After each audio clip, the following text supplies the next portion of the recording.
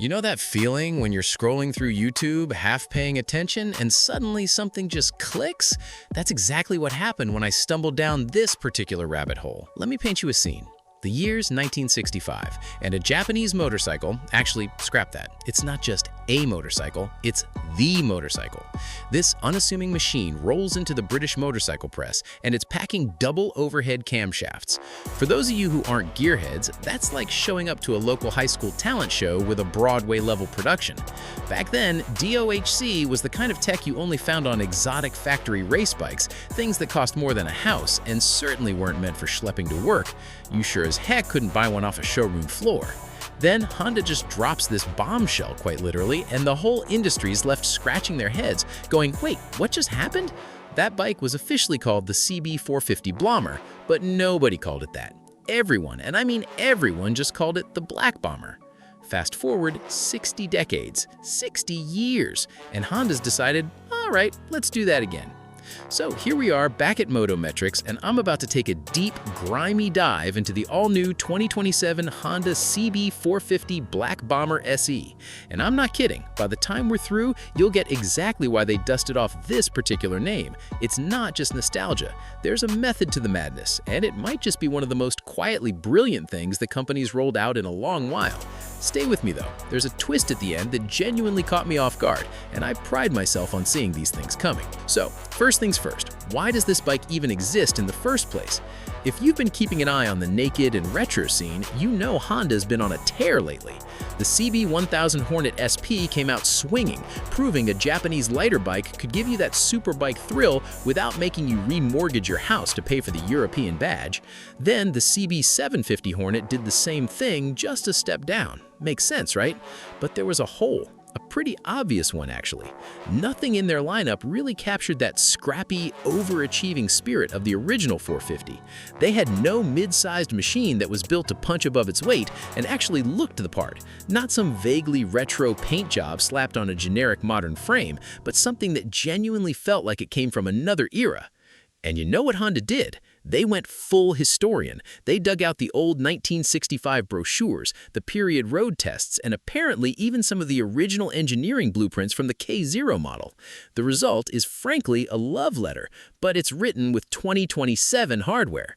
It's like finding an old love letter in your grandparents' attic, but then discovering it's written on an iPad with a stylus. It's weirdly beautiful, you know? Quick reality check though. How many of these so-called retro bikes that we've seen this year are actually genuinely retro? And how many are just modern bikes in a leather jacket and a pair of aviators trying to look tough? Be honest with yourself. It's most of them. This one's different though, and I promise I'll show you why in a minute. All right, let's get into the nuts and bolts, because this is where the story gets good. Underneath the tank, the new Black Bomber SE is rocking a 477cc parallel twin. And yes, that's a deliberate bump from the 444cc of the original Bomber. Just a tiny bit of a wink and a nudge to history without being a carbon copy. It's liquid-cooled, fuel-injected because we live in the 21st century, and it's tuned to put out a claimed 47 horses with about 32 pound-feet of torque. Now, on paper, that doesn't sound like a lot. It's 2027. We've got bikes pushing 200 horsepower like it's nothing. But remember, the original Black Bomber's whole deal was that it could hang with bikes way above its class. Honda's engineers clearly remembered that, because this thing pulls hard from the bottom of the rev range. It's got this mischievous little kick that makes you grin like an idiot. And here's where they get clever. They kept the DOHC layout, double overhead cams, just like in 65. It's a direct nod to what made the original bike such a shock to the system. But this time, they've paired it with a 6-speed box, a slipper clutch, and a throttle-by-wire system with 3 ride modes. So it's got the soul of the old engineering philosophy, but it's wrapped in components that were probably just a glimmer in some engineer's eye when your grandfather was riding the first one. And speaking of the looks, Honda did not half-ass this. The tank shape? It's unmistakably a callback to that humped, slightly awkward but weirdly charming silhouette from the K0 model, the one that period reviewers actually complained about, if you can believe it. But now it's been smoothed out just enough to look like they did it on purpose rather than it being a happy accident. The paint job? There's only one launch color for now, gloss black with silver pinstriping. That's a direct reference to the fact that the original Bomber was only available in black during its first year of production.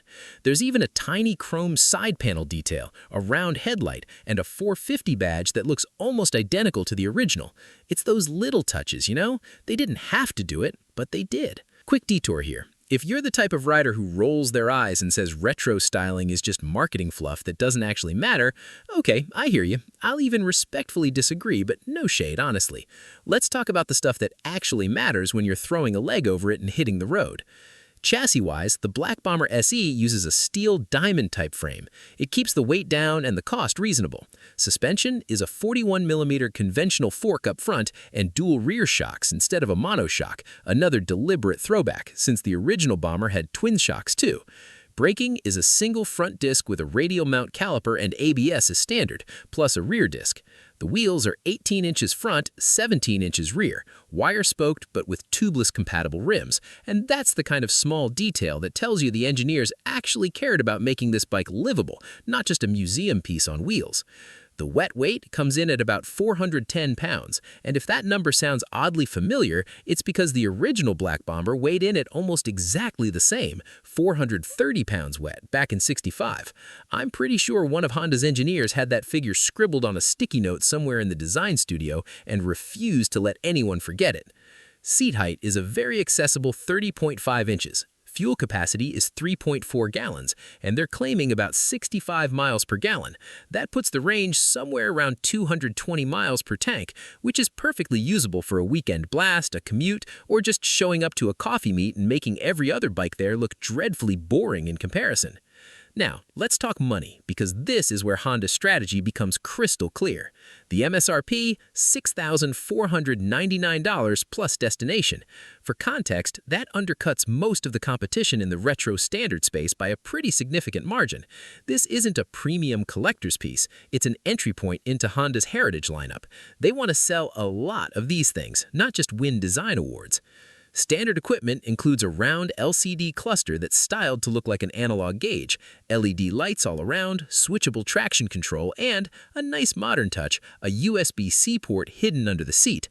Honda knows exactly who's buying this and what they'll want to do with their phone mount. Here's something worth chewing on for a second. Honda chose to bring back this nameplate now at a time when mid-sized retro bikes have quietly become one of the fastest-growing segments in North America.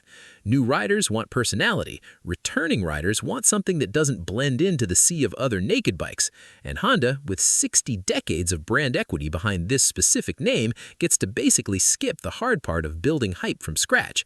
That's smart business. But here's the kicker. The part that most channels are going to completely gloss over. This new Black Bomber SE isn't replacing anything in Honda's current lineup. It's launching as a parallel option, meaning Honda is betting that the Black Bomber name alone can carve out its own space in a segment where they already compete. That's a huge vote of confidence in nostalgia as a sales strategy. And if it pays off, don't be surprised if this becomes the playbook for reviving other dormant nameplates sitting in their archive. Honda's got a treasure trove of legendary names from the '60s and '70s that haven't seen the light of day in decades. We could be looking at something big here. So, final verdict, is this bike worth your attention? If you want a mid-displacement standard with genuine design heritage, modern reliability, and a price tag that doesn't punish you for wanting a little personality, the 2027 Black Bomber SE is shaping up to be one of Honda's smartest moves in this category in years. It's not the fastest, it's not the lightest, but it might just be the most charming. Now, before you click off, full disclosure, I need to come clean about something.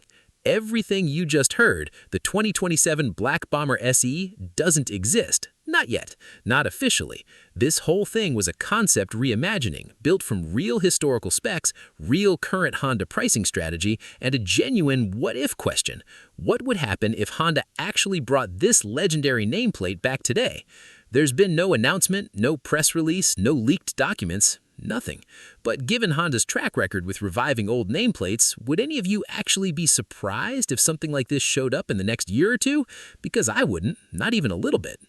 If you enjoyed this deep dive, you're going to want to check out the bike we covered right before this one. It's sitting right there on your screen. Go ahead and tap it. Same level of detail, same kind of wait, did that actually happen? Twist at the end. Thanks for sticking around. See you in the next one.